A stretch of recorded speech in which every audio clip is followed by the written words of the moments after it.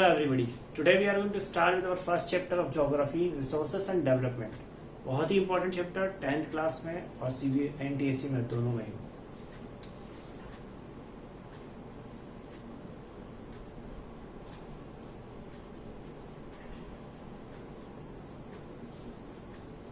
Many students mistake this chapter as the development chapter of economics. तो वो हमें नहीं करना है, ये इकोनॉमिक्स का चैप्टर नहीं है, ये हमारा ज्योग्राफी का चैप्टर है, चैप्टर 1 है. ठीक है. यहाँ हम लोग पढ़ते हैं रिसोर्सेस के बारे में. रिसोर्सेस आप लोगों ने क्लास 8th में पहले भी पढ़े थे. तो आइए समझते हैं रिसोर्सेस होते क्या है. तो रिसोर्सेस पहली हमारी हेडिंग जो होती है रिसोर्सेस, आप लोग ऑलरेडी 8th स्टैंडर्ड में पढ़ चुके हैं. और आप लोगों ने 8th स्टैंडर्ड में क्या डेफिनेशन पढ़ी थी रिसोर्सेस की. आप लोगों ने पढ़ा था कि anything that satisfy human need is known as resource. क्या पढ़ा था आपने? आपने पढ़ा था anything that satisfy human needs is known as resource. Definition अच्छी थी ग्रेड 8th के लेवल पर, but when we come to grade 10 तो डेफिनेशन थोड़ी सी चेंज करना है ना. बट अब इतनी छोटी डेफिनेशन लिखोगे 3 नंबर कौन देगा आपको. तो आप डेफिनेशन को थोड़ा सा चेंज करेंगे. आप क्या करेंगे? आप anything that satisfy human needs is known as resources provided. एक कंडीशन डालेंगे इसमें, कंडीशन डालेंगे प्रोवाइडेड, है ना. प्रोवाइडेड, ठीक है. Provided it should be technologically accessible,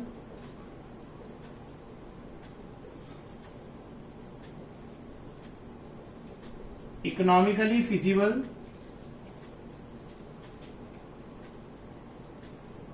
and culturally acceptable. क्या कहा हम लोगों ने? टेक्नोलॉजिकली एक्सेसिबल मतलब we should have technology to use that resource, to develop that resource, है ना. टेक्नोलॉजी होना चाहिए. टेक्नोलॉजी नहीं है तो आप कैसे रिसोर्स का काम करेंगे. ठीक है. इकोनॉमिकली फिजिबल, पैसा भी होना चाहिए रिसोर्स के लिए, उस रिसोर्स को डेवलप करने के लिए.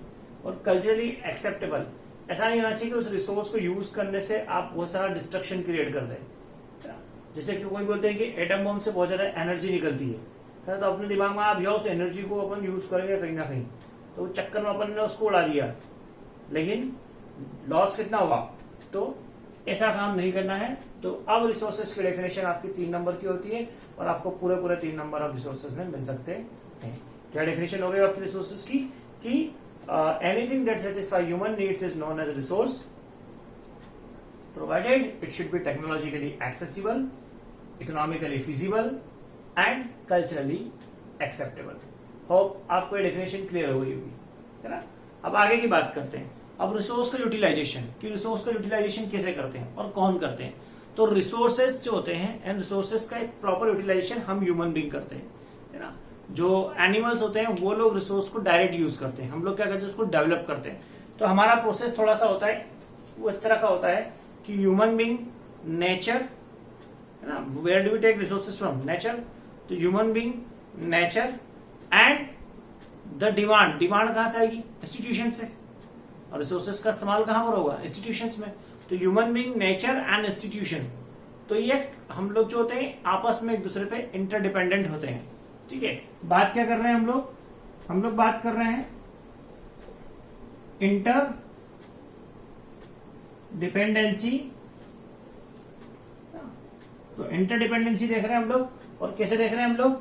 हम लोग देख रहे हैं इस तरह की इंटरडिपेंडेंसी कि वी ह्यूमन बीइंग, हम इंसान लोग क्या करते हैं, नेचर से रिसोर्सेस को लेते हैं. We take resources from nature. ठीक है. We take resources from nature.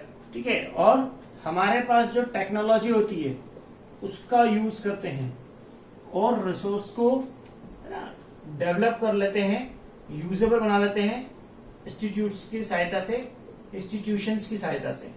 How do we do it? ये let us take an example. कोई भी एक एग्जांपल लेते हैं. जैसे आपने मान लिया कि आपने नेचर से वाटर लिया, है ना. वाटर लेने के लिए आपने क्या लगा दिया? एक डैम लगा दिया, टेक्नोलॉजी यूज कर ली. और क्या काम किया आपने? उससे इलेक्ट्रिसिटी प्रोड्यूस करी. ठीक है, इलेक्ट्रिसिटी प्रोड्यूस करी. तो एक इंडस्ट्री, एक पूरा सेटअप जो लगा उसे इलेक्ट्रिसिटी इंडस्ट्री बोल दिया आपने, ठीक है। तो इस तरह से क्या किया आपने, नेचर से रिसोर्स को लेकर के उसको डेवलप किया। तो ultimately human being, nature and institutions are totally interdependent on each other. अगर नेचर में कोई चीज प्रोवाइडेड ही नहीं होगी हमें, तो हमें टेक्नोलॉजी का और इंस्टीट्यूशन का कोई यूज नहीं है। मान लो नेचर तो है, हमारे पास टेक्नोलॉजी नहीं है, तो हम नेचर के द्वारा लिए गए रिसोर्स को इंस्टीट्यूशन तक पहुंचा ही नहीं सकते, ठीक है। नेचर भी है, टेक्नोलॉजी भी है, इंस्टीट्यूशन ही नहीं है, तो इस रिसोर्सेज की जरूरत किसको पड़ेगी, है ना। तो in order to develop a resource, in order to utilize a resource, we need to have all the three things equally, है ना। तीनों चीजें होना चाहिए, तीनों चीजें एक दूसरे पर इंटरडिपेंडेंट होती है। इतना क्लियर है आप लोगों को। चलिए अब हम आगे बढ़ते हैं और हम देखते हैं कि टाइप्स ऑफ रिसोर्सेस, बड़ा इंपॉर्टेंट है, टाइप्स ऑफ रिसोर्सेस। तो रिसोर्सेस के टाइप्स देख रहे हैं हम लोग कि कितना टाइप के रिसोर्सेस होते हैं। तो सबसे पहले हम लोग यहाँ लिख देते हैं रिसोर्सेस सेंटर में, ठीक है। अब हम देखते हैं रिसोर्सेस के कितने टाइप्स हो सकते हैं। तो सबसे पहले हमारे पास में जो रिसोर्सेस के टाइप्स आते हैं ना, उसमें आते हैं दो प्रकार के resources, natural resources and man made resource या ह्यूमन रिसोर्सेस। अपन ह्यूमन रिसोर्स लिख देते हैं, ठीक है। Natural resources and human resources. When we talk about the natural resources, again we are in two types of resources: renewable resources and non-renewable resources. Renewable resources and non-renewable. अब renewable resources देखें हम लोग, तो again we are in two types of resources. ऐसे resources जो renew हो जाते हैं. First is continuous resources. Continuous resources. Second is biological resources.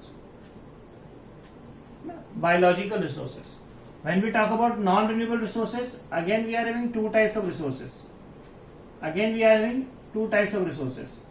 Number one is recyclable resources, and number two is non-recyclable resources. So this is how we are having variety of resources. ये हमारे हो गए सारे natural resources. Now let us talk about man made resources. तो man made resources या man resources या human resources की बात करें तो we are having two types of resources. Again first we are having structure और institutions, structures and institutions, structures and institutions. और second type के हम रिसोर्स की बात करें तो हमारे पास आता है quantity and qualitative, quantity and quality. तो क्वांटिटी रिसोर्स और क्वालिटी रिसोर्स। तो अब हम लोग एक एक करके एक एक को स्टडी कर लेते हैं कि what each thing belongs to, what each thing means. सबसे पहले हम देखते हैं नेचुरल रिसोर्स। तो हमने कहा कि नेचुरल रिसोर्स, तो नेचुरल और ह्यूमन में आपको पता ही है, natural resource that we obtain from the nature, और ह्यूमन रिसोर्स, ह्यूमन बीइंग खुद एक रिसोर्स है, और ह्यूमन बीइंग किसी रिसोर्स को अगर डेवलप करने के बाद में बनाता है तो वो भी ह्यूमन रिसोर्स हो जाता है, ठीक है। जैसे ये बोर्ड जो है, ठीक है, ये हम लोगों ने बनाया, तो this board is a human resource, this marker is a human resource. लेकिन इस बोर्ड को बनाने के लिए लगने वाली प्लाई जो आई थी, इस मार्कर को चलाने के लिए जो इंक आई थी, दैट इज नेचुरल रिसोर्स। समझ में आ रही बात की नहीं आ रही? तो आगे बढ़ते हैं नेचुरल रिसोर्स। अब नेचुरल रिसोर्स में हम लोग को देखा रिन्यूएबल रिसोर्स। तो रिन्यूएबल रिसोर्सेज कौन कौन से हो सकते हैं? तो रिन्यूएबल रिसोर्सेज में आप बात करें ऐसे सारे रिसोर्सेज जिनको आप रिन्यू कर सकते हैं, ऐसे सारे रिसोर्सेज जिनको आप रीजनरेट कर सकते हैं, जिनका रीऑरिजिन पॉसिबल है, ठीक है। मतलब जैसे हम बात करें विंड, हवा जो चलती है, विंड की बात कर ले हम लोग, एयर की बात कर ले, वाटर की बात कर ले हम लोग, ठीक है, प्लांट्स की बात कर ले हम लोग ना, रीजनरेट हो जाते हैं कि नहीं? तो ये सारे रिसोर्सेज कौन से होगा आपके? Renewable resource. अब अपन इनको बाइफर्केट कर दे तो continuous renewable resource and biological. Continuous renewable resource जो कि नॉन लिविंग रिसोर्सेज हैं, ये बोल सकते हैं हम लोग, या ऐसे रिसोर्स जैसे एयर, विंड, वाटर, रॉक, ये होगा आपके कंटिन्यूस रिन्यूएबल रिसोर्स, ठीक है। यहाँ लिखते हैं हम लोग, क्या लिखते हैं हम लोग? Air, water, rock, soil etcetera, है ना। ये बायोलॉजिकल नहीं है, समझना आप चीज। और बायोलॉजिकल कौन से हो जाएंगे? बायोलॉजिकल रिसोर्स में हम लोग हो जाएंगे, ठीक है। प्लांट्स हो गए, है ना, वाइल्ड लाइफ हो गई। तो हम लोग बायोलॉजिकल रिसोर्सेज की बात करें तो हम लोग चाहें तो फर्दर डिवीजन कर सकते हैं, है ना। हम डायरेक्ट भी लिख सकते हैं, क्या लिख सकते हैं हम लोग? प्लांट्स, ठीक है, and wild life. Plants and wild life, तो ये हो गए आपके बायोलॉजिकल रिसोर्स। आप मान के चलते कि इनमें लाइफ होती है, दे आर लिविंग। और ये जो होते हैं लाइफ नहीं होती, कंटिन्यूस होते हैं, फ्लो होते रहते। एयर खत्म नहीं होगी कभी भी, कंटिन्यू रहेगी। वाटर खत्म नहीं होगा, प्लांट पर्टिकुलर खत्म हो जाएगा, लेकिन आप चाहो तो उसको रीजनरेट कर सकते हैं। जैसे गेहूं की फसल आपने ली, आपने लगाई, गेहूं आया, आपने काट दिया, अल्टीमेटली खत्म हो चुका है।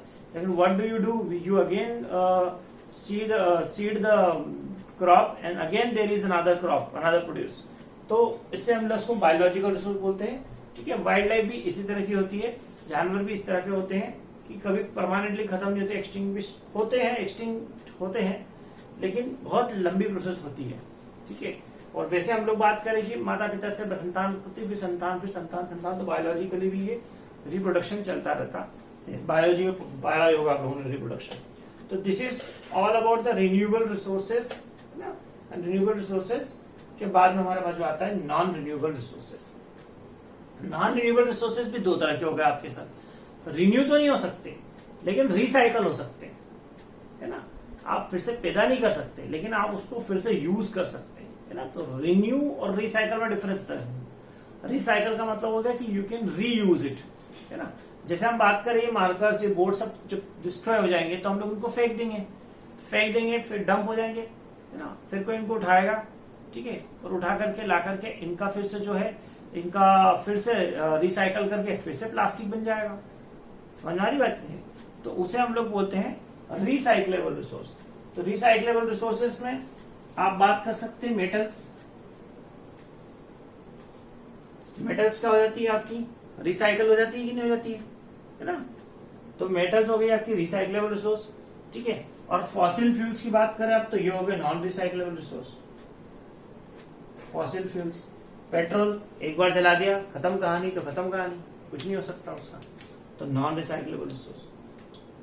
समझ में आ रहा होगा आपको? तो ये सब कंप्लीट हो गया। अब हम आते हैं ह्यूमन रिसोर्सेज में। तो ह्यूमन के द्वारा बनाई गई स्ट्रक्चर, इंस्टीट्यूशंस, बिल्डिंग, गाड़ी, घोड़े, ये सब क्या हो गए आपके? ह्यूमन मेड रिसोर्स हो गए, है ना। और ह्यूमन खुद कितने हैं? Quantity resource. लेबर हो गई आपकी क्वांटिटी रिसोर्स, ठीक है। किस तरह के हैं? कंप्यूटर ऑपरेटर है, सॉफ्टवेयर इंजीनियर है, क्या है ना। जैसी आपके अंदर स्किल ज्यादा होगी तो आप हो गए क्वालिटेटिव रिसोर्स। तो इस तरह का पूरा रिसोर्स का आपका सिस्टम चलता है। होप आपको समझ में आ रहा होगा ना। आप चाहे तो उसका स्क्रीनशॉट ले सकते हैं, फिर हम लोग आगे बढ़ेंगे इसके बाद में, ठीक है। मैं साइड हो जाता हूँ। अभी जो हम लोगों ने टेबल पढ़ी रिसोर्सेज के टाइप्स की, वो टेबल बड़ी इंपॉर्टेंट टेबल है। हालांकि उसमें से कोई क्वेश्चन आएगा नहीं आपको। अगर क्वेश्चन कुछ आएगा तो टाइप्स ऑफ रिसोर्सेज जो मैंने बिठाया नहीं है बोर्ड पे, अब जो मैं पढ़ाऊंगा उसमें से आएगा। उसमें से एनटीएससी में काफी क्वेश्चन आते हैं। तो हमारे पास में सबसे पहले जो टाइप ऑफ रिसोर्स आता है ना, वो आता है, हम लोग यहाँ हेडिंग लेते हैं, ऑन द बेसिस ऑफ, ठीक है। कि अलग अलग बेसिस पे हम लोग पढ़ने वाले हैं, अलग अलग बेस पे हम लोग पढ़ने वाले हैं रिसोर्सेज के टाइप्स। तो हमारे पास सबसे पहले आता है on the basis of origin. Origin के आधार पर देखें तो कितने तरह के रिसोर्स हो सकते हैं। तो there are two types of resources on the basis of origin. First is biotic and second is abiotic. Hope आप लोग समझते हैं बायोटिक रिसोर्स क्या होते हैं, अबायोटिक रिसोर्स क्या होते हैं। बायोटिक रिसोर्स मतलब लिविंग रिसोर्स, है ना, living things.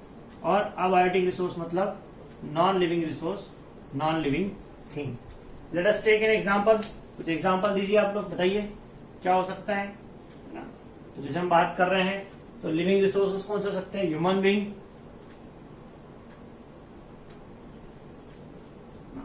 Plants, wild life, ये हो गए बायोटिक रिसोर्सेज, ठीक है। अबायोटिक रिसोर्सेज क्या हो गए आपके? अबायोटिक रिसोर्सेज हो गए बिल्डिंग्स, रॉक्स, वाटर, ये सब क्या हो गया आपके अबायोटिक रिसोर्सेज हो गए। क्या ये क्लियर है आप लोगों को? ठीक है, तो इस पे क्वेश्चन आ सकता है, what can be asked in the CBSE और NTSC examination. They will give you a particular example of resource and will ask that this example belongs to which resource, है ना, कौन सा टाइप का रिसोर्स है, उसमें आपको दोनों ऑप्शन आ सकते हैं। ठीक है, आगे बढ़ते हैं हम लोग। तो ये आपका ओरिजिन के बिहाफ पर रिसोर्स हो गया। अब हमारे पास में आ रहा है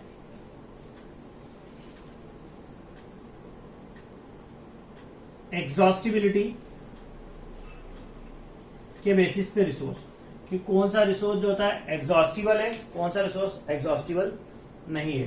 तो एग्जॉस्टिबिलिटी के हिसाब से हम लोग देखें तो हमारे पास दो तरह के रिसोर्स हो गए, renewable resource and non renewable resource.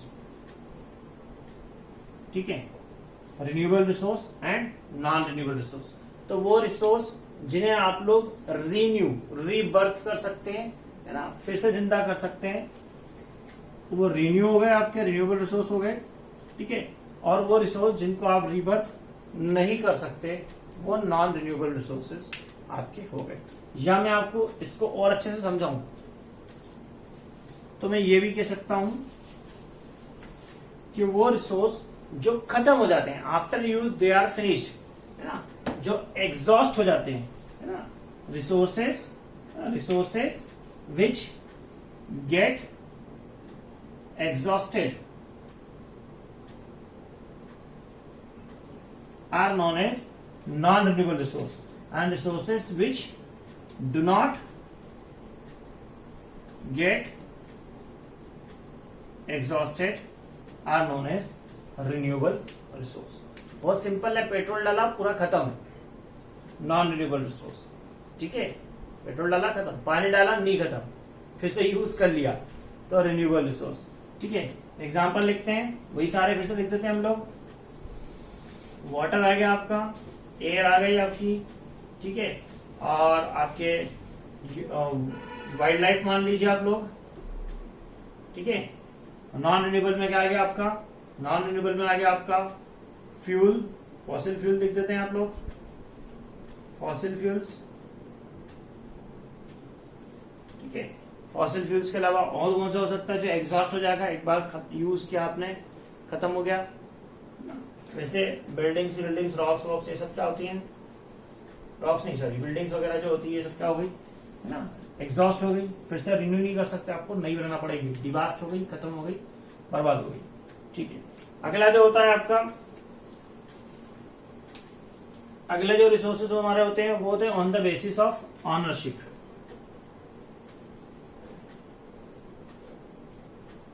On the basis of ownership, ownership के बिहाफ पर हमारे पास रिसोर्सेज के टाइप थोड़े से बढ़ जाते हैं। तो हमारे पास में ऑनरशिप के बिहाफ पर कौन कौन से रिसोर्स हो सकते हैं देखते हैं। सबसे पहले हमारे पास ऑनरशिप के बिहाफ पर जो रिसोर्स आता है उसे हम बोलते हैं प्राइवेट रिसोर्स। ठीक है, फिर आता है नेशनल रिसोर्स, या उसके पहले आता है कम्युनिटी रिसोर्स।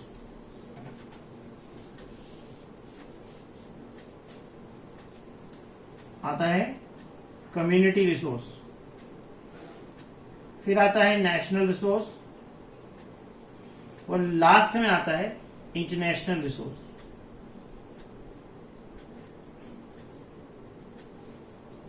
तो ये चार तरह के रिसोर्स आपको दिख रहे हैं। सबसे पहले private resource. Private resource are owned by individuals. किसी व्यक्ति का, किसी पार्टनर का जो रिसोर्स है उसे हम लोग प्राइवेट रिसोर्स बोलते हैं। आपका घर जिसमें आप रहते हैं वो आपका प्राइवेट रिसोर्स है। समझ में आ रही बात कि नहीं आ रही? तो वो हो गया आपका प्राइवेट। आपकी कार आपका प्राइवेट रिसोर्स है। ठीक है, ये मार्कर जो मैं यूज कर रहा हूँ they are my private resource.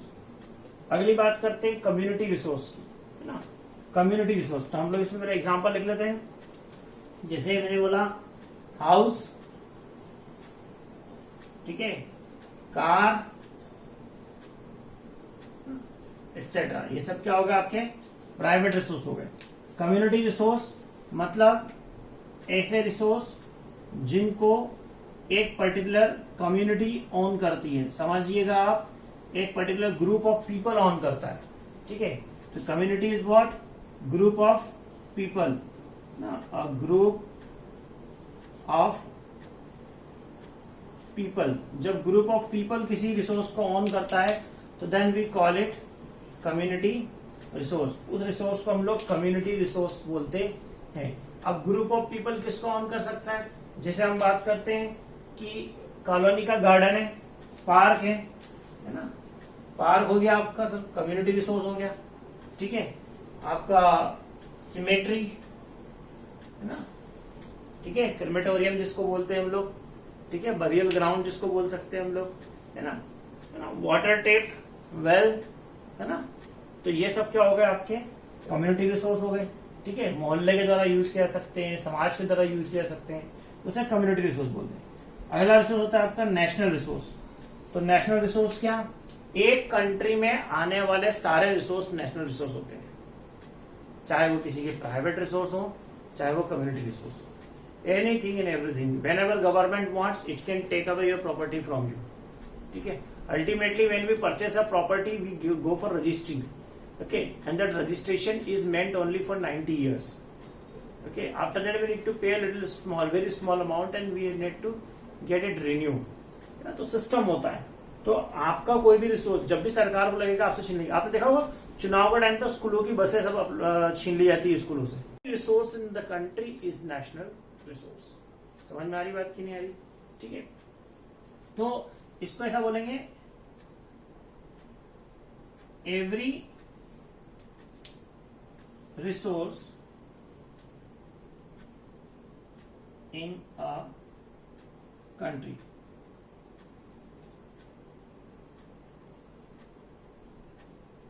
ठीक है। उस देश के सारे रिसोर्स जो हो जाएंगे आपके क्या हो जाएंगे? नेशनल रिसोर्स हो जाएंगे, ठीक है। अच्छा, इसमें एक चीज और है, लैंड के अलावा वाटर में भी नेशनल रिसोर्स हो जाते हैं, है ना। लैंड के अलावा वाटर में भी नेशनल रिसोर्स हो जाते हैं। तो मैं वो आपको थोड़ी देर समझाता हूँ कि वाटर में ओशन बॉर्डर जो होती है, ठीक है, उसमें भी कुछ 3-4 पार्ट्स होते हैं, तब हम समझ लेंगे और समझ लेंगे कौन कौन से उसमें जो नेशनल रिसोर्स हो सकते हैं, कौन कौन से नेशनल रिसोर्स नहीं हो सकते। इतना समझ में आ रहा है आपको? पक्का? चलिए ठीक है, आगे बढ़ते हैं हम लोग और हम लोग समझते हैं इंटरनेशनल रिसोर्स। इंटरनेशनल रिसोर्सेज कौन कौन से हो सकते हैं?